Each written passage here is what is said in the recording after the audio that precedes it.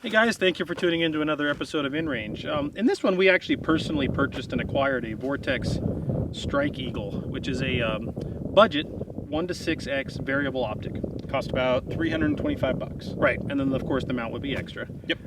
We wanted to really give this a whirl. We don't do a lot of, I haven't done a lot of variable optics. Most of them are very expensive. Yeah. And to be honest, I'm not a big fan of the concept, but this scope was priced so Really interesting and appealing to see it at $350. Yeah, and you know the variables have really come about.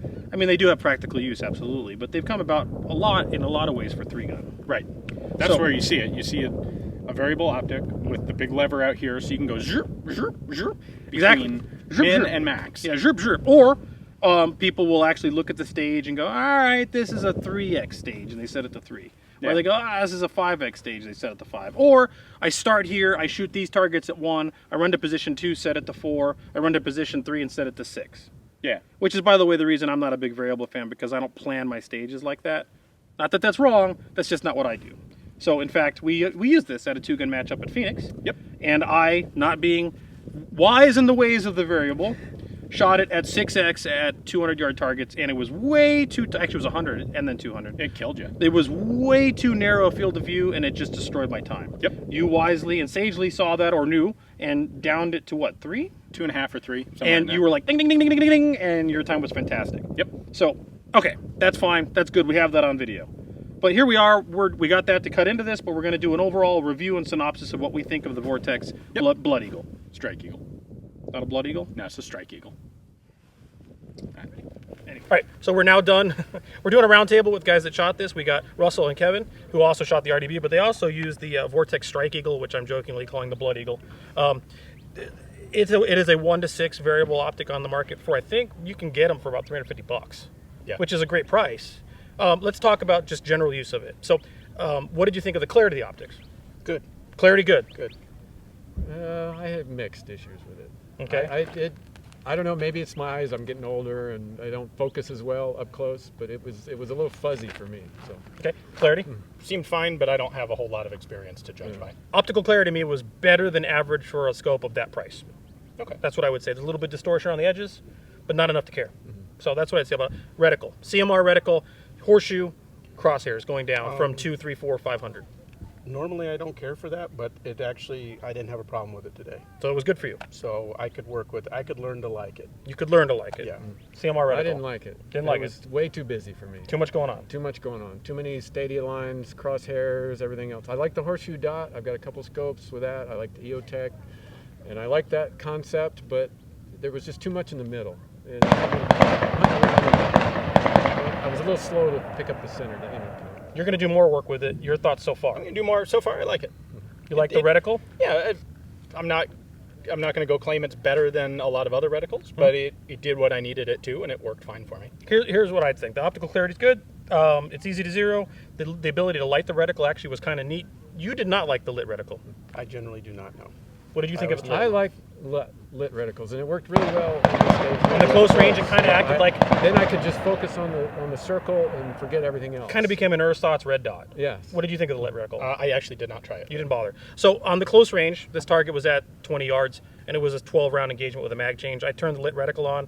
Frankly, didn't aim beyond just shooting at the target with the big, giant, blobby red dot, and I got 2 -1s out of 12 shots, which is decent enough accuracy. Quite good. So as an ersatz red dot at close range with it at 1x, I found it to be pretty good.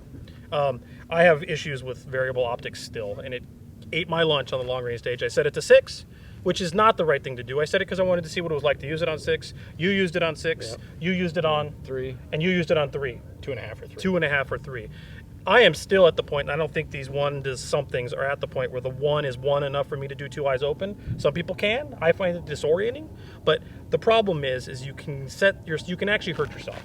I am more likely to use this optic stuck at 3.5 to 4, and probably never move it again. And if you're going to do that, what's the point of having the extra bulk and weight and complexity of the variable? But we should have a video talking about strategies with using the optics at a different time. Yeah. In terms of this scope being a 1 to... Have you used any variable optics before?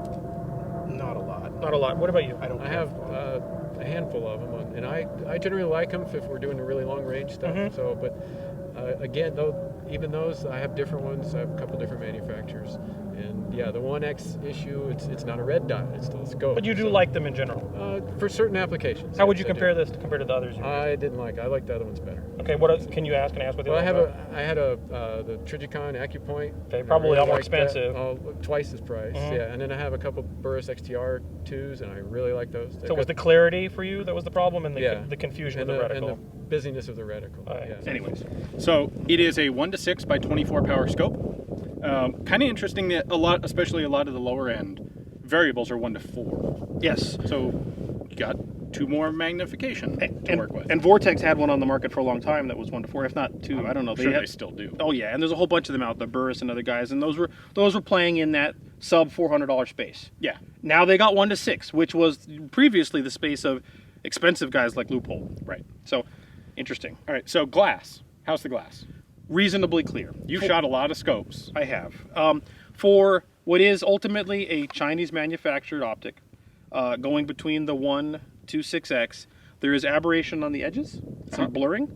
The general area that you're going to be viewing through is sufficiently clear, and it doesn't get dark.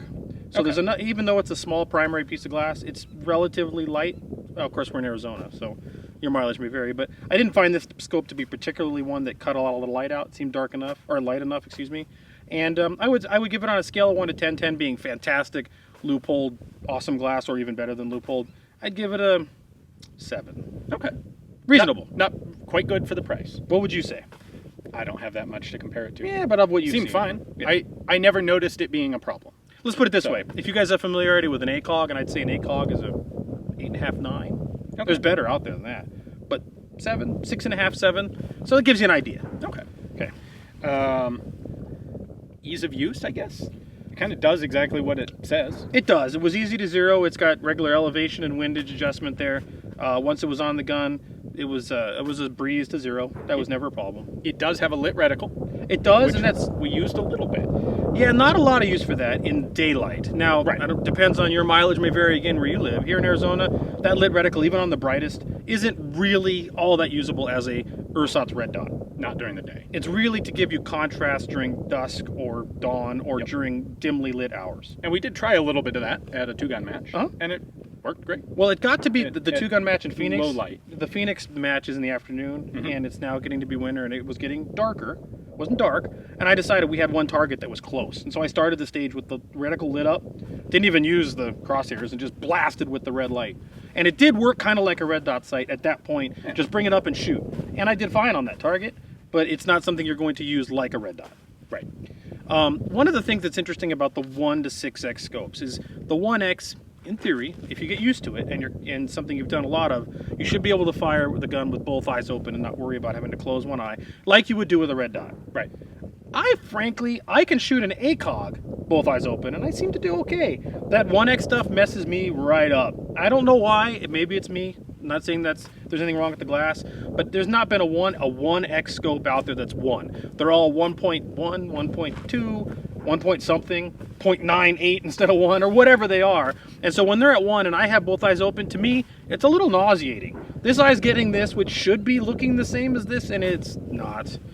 See, I didn't quite find that, but there is a distinct different feel to shooting through a 1X scope than a totally non-magnifying red dot. Right. I mean, Well, remember that what's going on here is this is a piece of optic with a eye relief.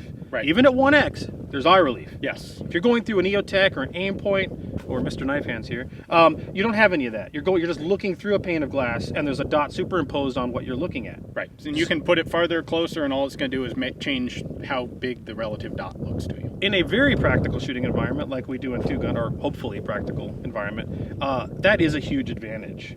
Yeah. Eye relief of any sort is a significant disadvantage. When you're firing like a VTAC barricade or rollover prone under a car, or just plain all messed up and can't get a proper sight picture, Or as simple as shooting your weak shoulder. or weak shoulder, that eye relief is something you have to really practice with if it's there. With a red dot, all you got to get is that red dot on the target. Even if the red dot's not centered, it could be way off on the edge of the field of view. But if the red dot's on the target, It works. you're going to hit. Yeah. So, that's a big advantage to a red dot rather than anything. Not just this, any scope that requires eye relief in that sort of a shooting environment. I agree.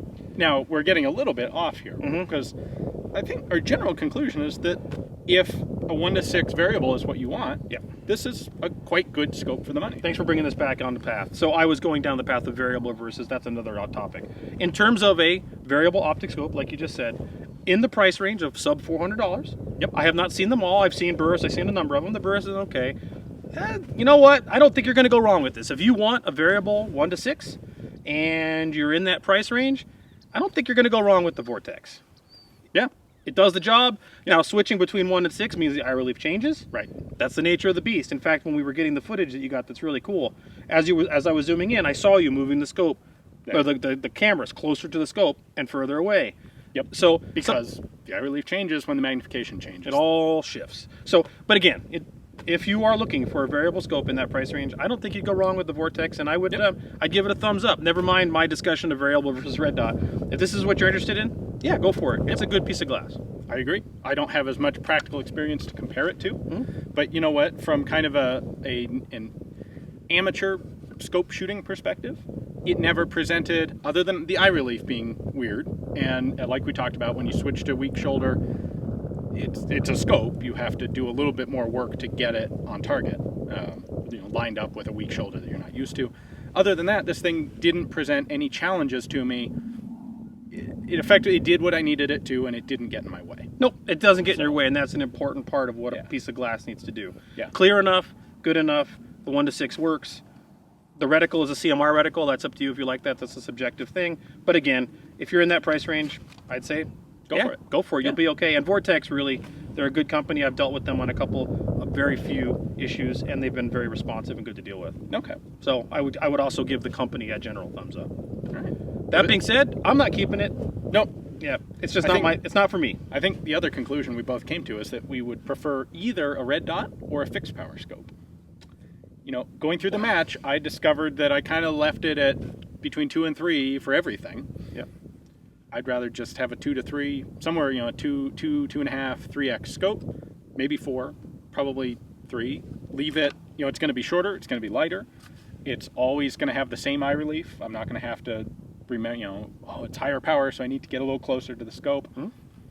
And that being said, going back to our interest in historical roots, when you look at World War II scopes and quite a bit just thereafter, scopes are almost always fixed 3, 3.5, or 4.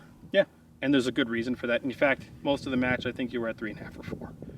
It was somewhere right in there. Right in there, in the realm of changing it. In the realm of where somehow in World War II they came across that. Yep. So those things stay somewhat. Oh, and ACOGs.